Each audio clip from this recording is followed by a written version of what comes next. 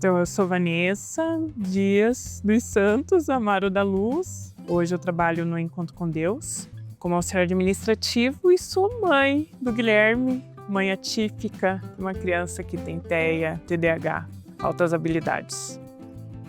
Quando o Guilherme foi diagnosticado foi tardio, com 6 anos. Então eu impunha muito das coisas, eu saía muito, eu impunha muito e tinha muitas coisas complicadoras assim que eu não entendia por que tinha, né? Por que ele chorava, por que ele desorganizava, porque...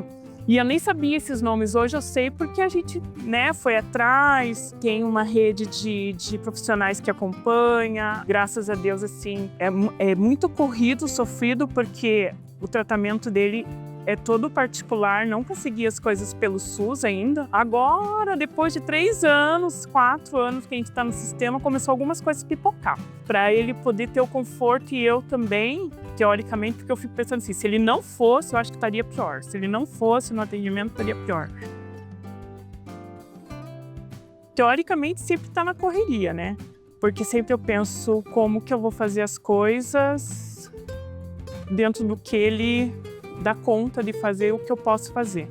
Eu penso em trabalho, se os horários cabem, a escola ele vai em alguns horários específicos, daí tem escola especial, que também ele tem horários que tem que entregar e pegar. Aí você tem os horários da escola regular, que são dias específicos, com horários específicos, que daí você tem que levar. Aí tem as terapias que você acompanha, daí você tem que se ajeitar nos horários que você tem disponível para levar nas terapias. Tem as atividades que são aconselháveis para ele fazer para poder ajudar no desenvolvimento, que daí você vai atrás, leva também. Então, na verdade, é bem isso, é viver, respirar e pensar sempre primeiro no que na necessidade da criança.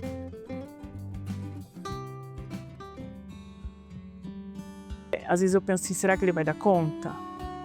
Porque ele desorganiza, ele fica nervoso, mesmo que ele tome medicação, mesmo que a gente converse, mesmo que antecipe. Mas às vezes o ambiente é demais, ele ainda tem dificuldade de entender os sentimentos e acaba desorganizando, entrando em crise.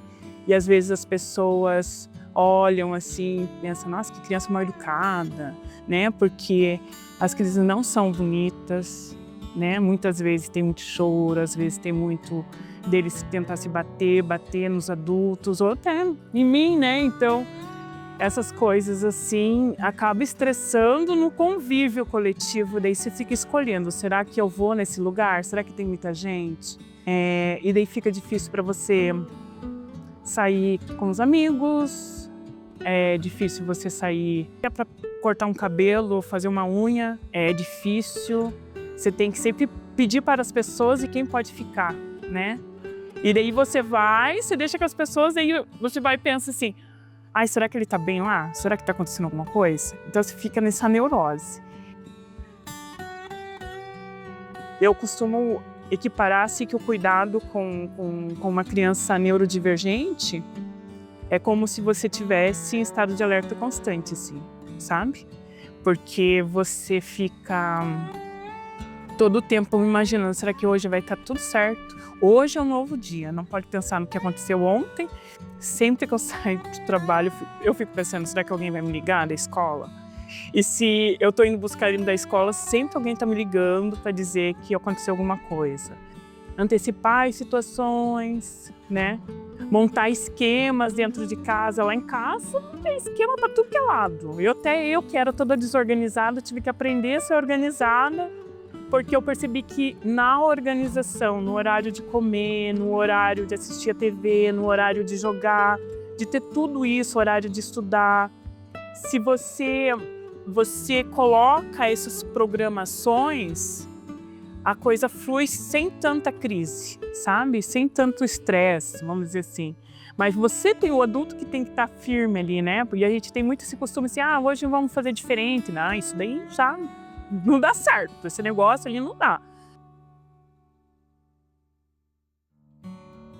A gente tem esse costume de querer controlar as coisas, mas a gente percebe quando tem um filho neurodivergente que isso aí esquece, não tem controle.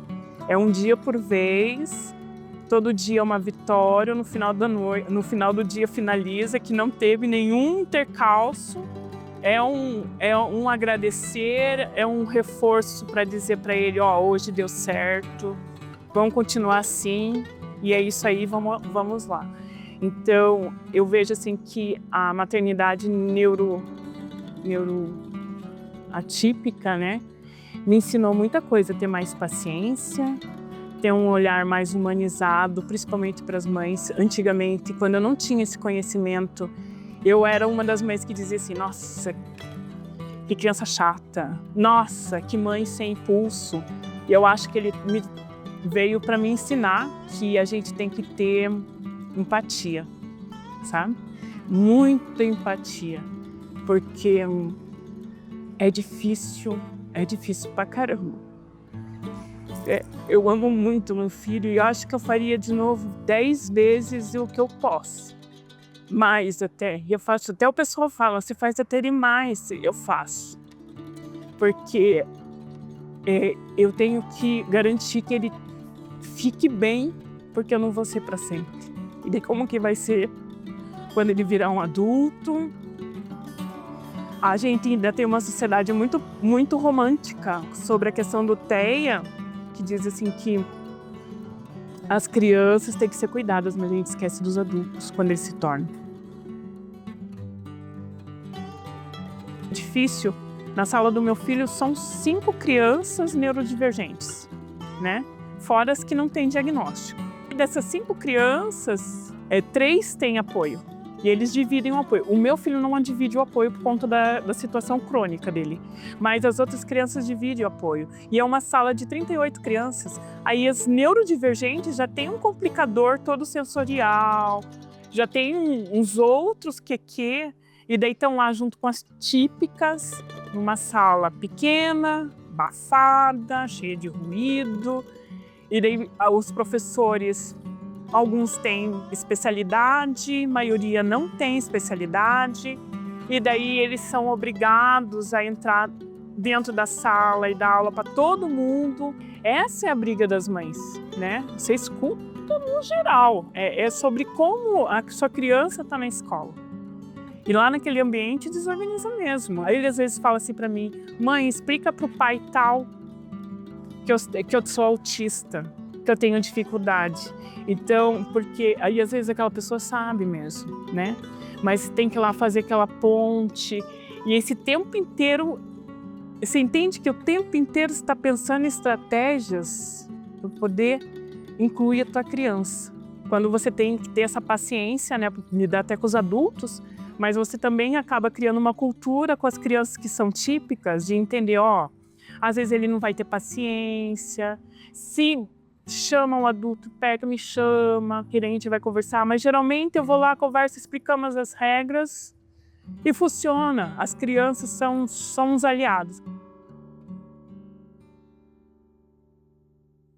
Que você é amado, que você é cuidado, que independente do que o mundo te diga, você é especial, você é a melhor coisa e todo mundo só tem que aprender. E para as mães, força, coragem. Eu sei que é difícil, sei que é muito difícil, mas a gente tem que ser forte. Porque somos nós que entendemos o que eles mais precisam. E para as outras mães que de repente forem ver também, se conhece alguma mãe, só se chama para um café e deixa que a criança dela vai, porque ela provavelmente não vai no café que você chama, porque ela não tem com quem deixar seu filho. Chama para um café, só escuta, ela já vai ficar feliz com isso, porque muitas vezes a gente se sente muito sozinha e a gente só quer tomar um café.